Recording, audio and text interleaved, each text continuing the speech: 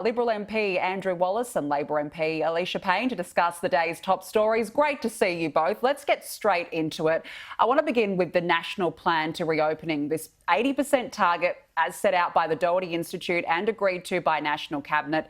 Today, once again, it is on the agenda. Alicia, this week we heard from premiers like Mark McGowan, Anastasia Palaszczuk saying, well, they're not necessarily going to open up at 80%. Should there be consequences for premiers who do not stick to the reopening plan, even once we reach that threshold? Thanks, Danica. Well, while we all can't wait to reopen and get back to life as normal, we need to know that we're safe to do so. And I think that at the moment, so much of the country is in lockdown, and we're in lockdown for a reason, because we're unvaccinated. We need to get to that rate, and that will take time. And then we're at least 2 months away from that 80%. And I think it would be completely unreasonable for a federal government to withdraw support and assistance for states that chose to do that in keeping their residents safe.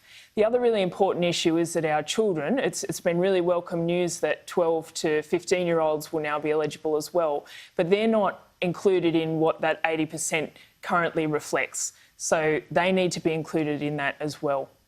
And I do want to touch on that shortly, but Alicia, in terms of these states that did agree to the National Cabinet decision, what is the game plan here, though, for them? Do they shut their borders for years to come? People seemingly want to get on with their lives. What should be done in the interim?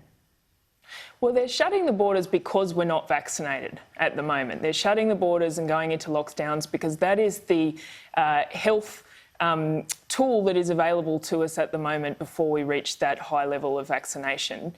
And I think no one can blame them for doing that. People are concerned about their safety with the number of cases active in the community at the moment, and premiers are doing what they can to keep their communities safe.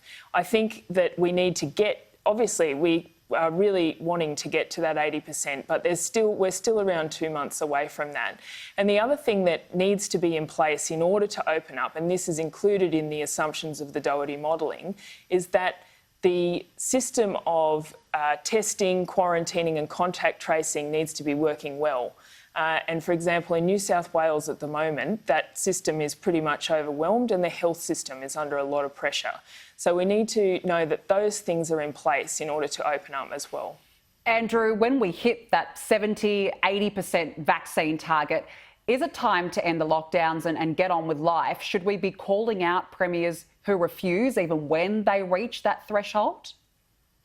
Well, absolutely, Danica. I mean, these two, and when I say these two, I mean Mark McGowan and Anastasia Palaszczuk, committed as partners of the National Cabinet to start lifting those lockdown restrictions at 70 to 80% double vaccinated. They committed to that, and what we've seen repeatedly is that what they commit to on Friday, they're usually walking away from at least the next day. As someone from Queensland, I can tell you that Queenslanders are really getting to a point where they are totally disillusioned with the Premier of Queensland. They want to see a pathway out of this. Our plan provides that pathway. They committed to that pathway, and now they're saying that they won't abide by that agreement. Well, I think that the people of Queensland and Western Australia are very, very rightly disappointed. And as Alan Joyce said just yesterday, if not at 70 to 80%, then when? Are they going to lift the restrictions at 95% or 100%? Well, I mean, the reality is there will be some people who just refuse to get this vaccine, and there will be some people who can't get the vaccine for health reasons. The Doherty Institute has said that these restrictions, these lockdowns can be lifted at 70 to 80%, and that is so very, very important that we keep on aiming for that. And I think it's really very important to point out that the two states with the lowest vaccination rates are Queensland and Western Australia. Now, admittedly, both those states have done reasonably well to date. But what we've seen in the ACT is a classic example. We've seen in the ACT very, very long periods of no local transmission. But what that's done in Queensland and Queensland and Western Australia is that it's resulted in people, unlike the ACT, going out and getting vaccinated. More power to the people in ACT because it's got 40%, the highest vaccine rate in Australia. But in Queensland and in Western Australia, they are the lowest vaccine rates because I think, unfortunately, we've sort of been lulled into a false sense of security that it's not going to come our way. But the ACT shows us that it can. I want to ask you in regards to the changing in ATAGI advice, what Alicia had touched on. 12 to 15-year-olds now recommended to get the Pfizer vaccine. Andrew, I'll start with you. Should children be added to the reopening target from the Doherty Institute? I would be guided by what the Doherty Institute say on that. If they think that they should be, then that's what we should be doing. Well, children in particular, for example, in New South Wales are being impacted by the Delta variant. So should we include 12 and up into that final threshold? Look, Danica, I'm not an epidemiologist. If the experts, if the Doherty Institute, if they say that they should be, then they should be. So I can't sort of throw any more light on it than that. All right, Alicia, you mentioned before that they should be certainly part of this national plan. Do you agree, though, that in doing this, it could potentially push back the threshold to reopening? I guess it would, because it will take us longer to get to that 80% because they've just been deemed eligible, and we need to, because of the constraints on supply, that will take time.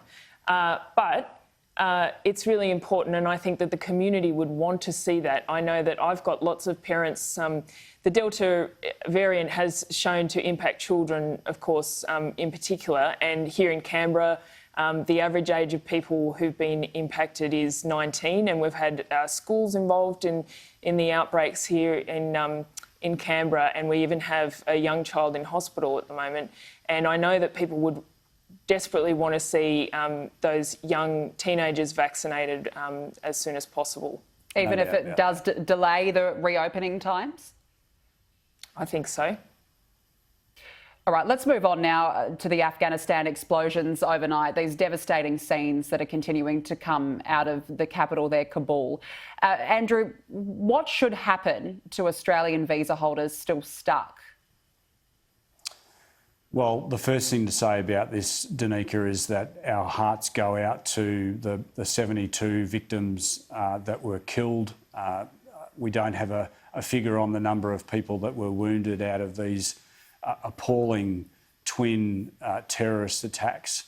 Our hearts go out to the 13 US service people that were killed, and I don't have any figures on the number of wounded from US service personnel, but they have done such an incredible job in airlifting over 100,000 people in just over a week.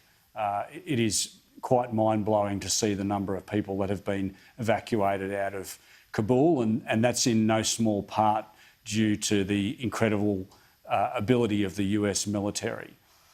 As far as getting Australians out, we have evacuated more than 4,100 Australians since the 18th of August. That's an incredible task on our part.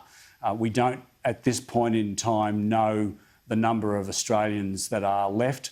The Prime Minister has made it very clear that our evacuation mission, because of the intelligence that we've got there of the terrorism threat, is very, very high. The Prime Minister has come out today and said that we're not going back in, that our task there from an evacuation perspective from the ADF is over. Our ADF is now back at our base in the UAE. All right. Where for any remaining Australians that need to get out, we will work with our partners that are still in country at the moment to try and get those Australians out as best we can, as soon as we can. Absolutely. But there's no doubt that it is going to be difficult. Absolutely. Alicia, I'll throw the same question to you, and as Andrew alluded to, we just don't know how many Australians could be still left, but what happens to those that are still in Kabul who are desperate to get out?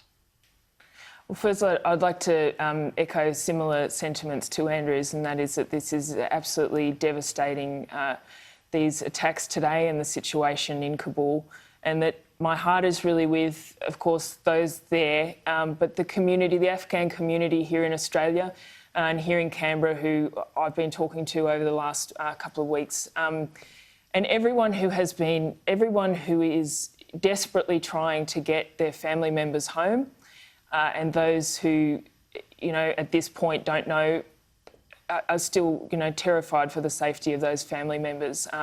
And also all of those that have been helping with this process, community advocates and also staff of parliamentarians across the board who have been working really hard on this in recent weeks, and all the people at DFAT and the like who have been doing the best. And also want to just, thank our ADF for their brave work trying to get people out and thinking of them today.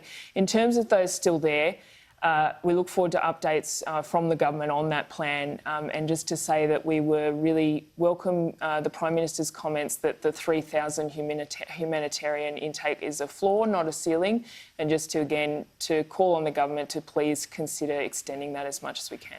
It's certainly a very difficult situation. I have to cut you off, unfortunately, Andrew. We are running out of time for this panel chat. Andrew Wallace, Alicia Payne, hold that thought. We'll talk about it next week. Thanks for joining me this arvo. Okay.